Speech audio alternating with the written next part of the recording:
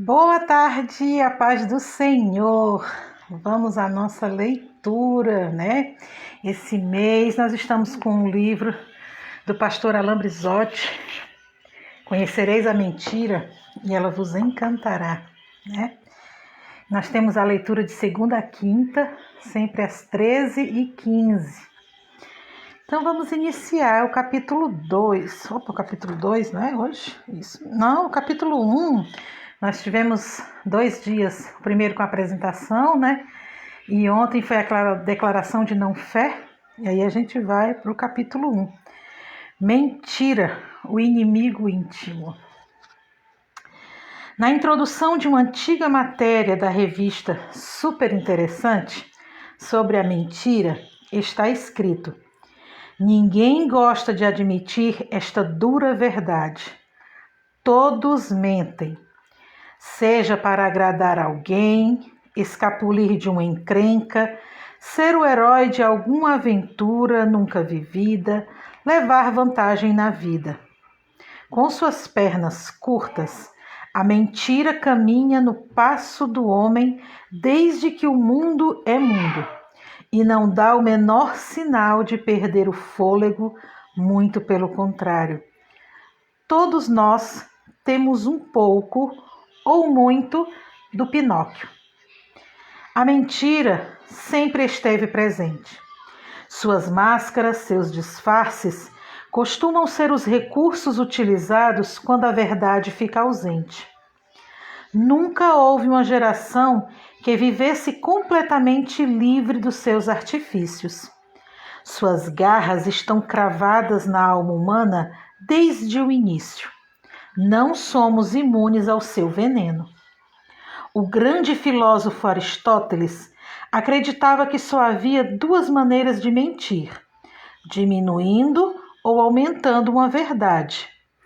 A verdade é sempre o alvo destrutivo da mentira. A mentira é um agente de destruição. Engana-se muito quem pensa que a mentira é sempre direta. Na maioria dos casos, é uma inversão da verdade, uma distorção da clareza. Ela pode perfeitamente passar despercebida. Sua camuflagem é muito competente. O teólogo Agostinho, no século IV, descreveu 6 tipos diferentes de mentira. A mentira que prejudica alguém, mas é útil a outro.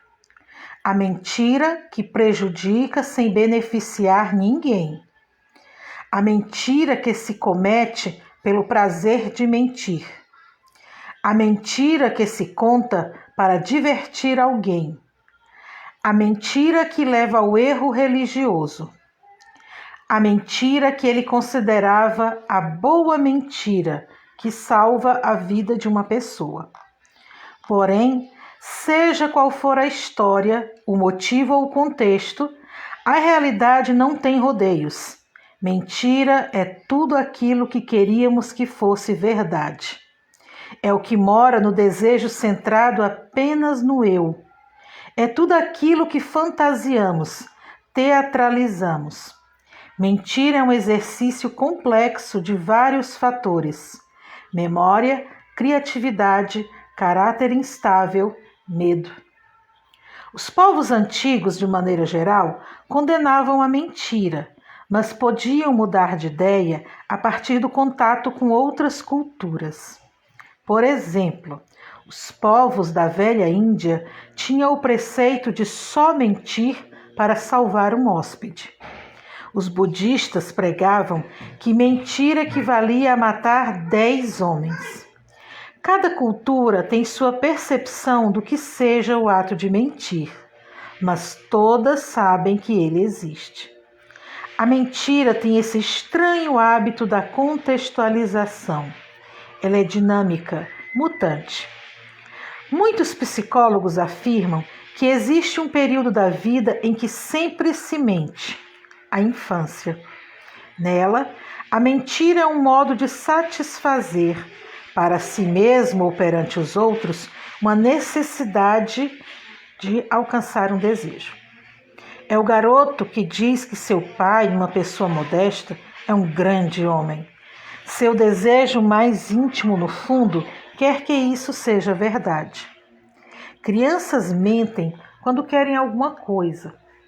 É comum apelarem para a chantagem fofa, aqueles olhares dignos de pena, mas que escondem suas reais intenções. A mentira é uma das principais manifestações analisadas no divã dos psicoterapeutas.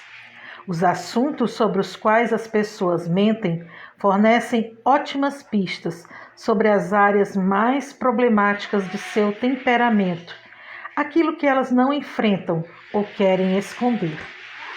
A psicologia da mentira é fascinante. Paul Ekman, psicólogo americano especialista em expressões humanas, diz que há 2 modos de mentir: ocultar e falsear.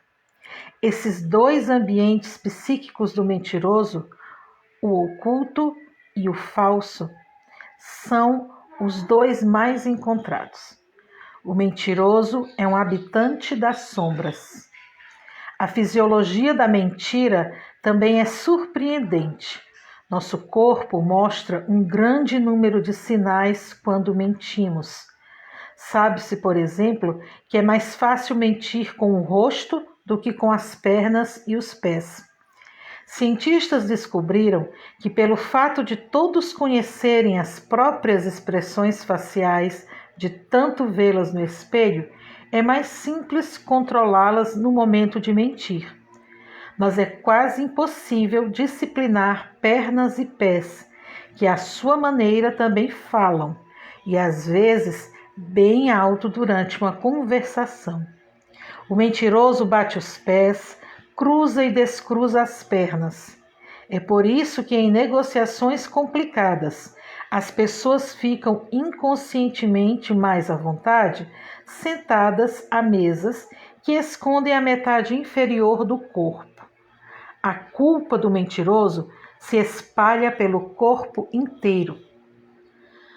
Poucas coisas são tão complicadas como o conflito entre a verdade e a mentira numa relação afetiva. Enquanto a boca mente com a maior desenvoltura, a mente se perde entre o que conhece como verdade e o que está sendo afirmado mentirosamente. Durante esse pequeno curto-circuito, ocorrem mudanças fisiológicas comuns a todo e qualquer mentiroso.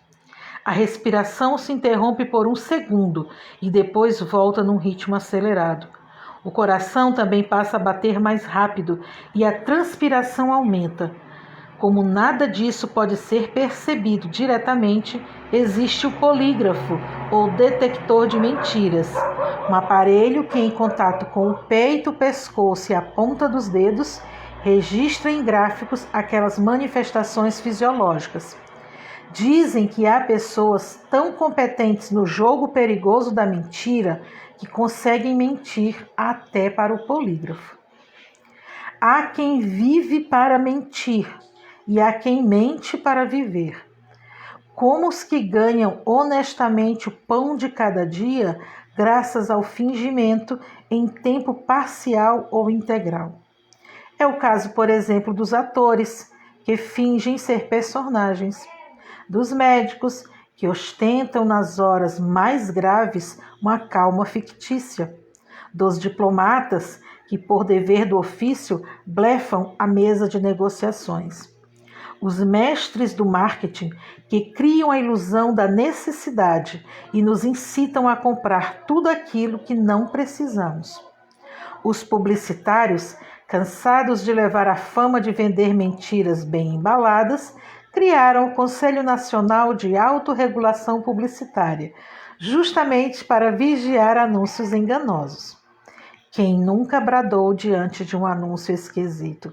Propaganda enganosa. Um dos grupos mais desacreditados do país são os políticos, e isso não é de hoje.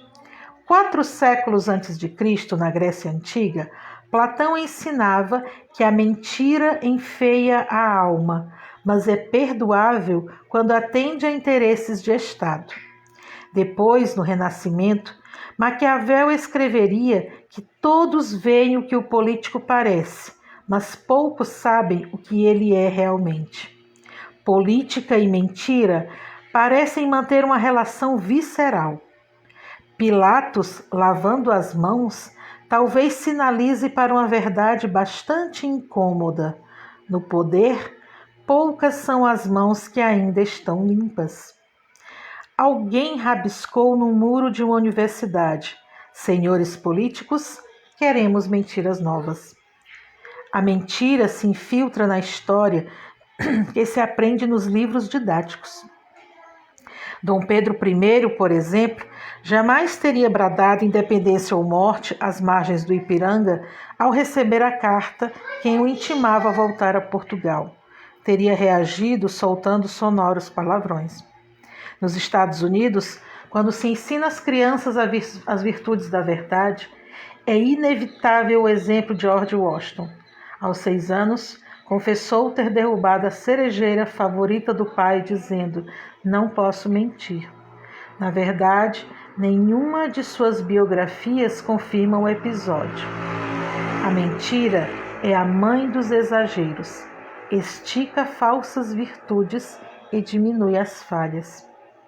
O mentiroso mais conhecido do mundo da ficção foi, sem dúvida, Pinóquio, o boneco de madeira criado em 1878 pelo escritor italiano Carlo Collodi.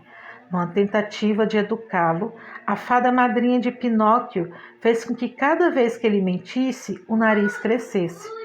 Foi talvez o único mentiroso da literatura a optar pela verdade, pela boa e simples razão de que a verdade lhe trazia mais vantagens do que a mentira. Até na natureza podemos ver os traços da mentira. O mimetismo é um belo exemplo.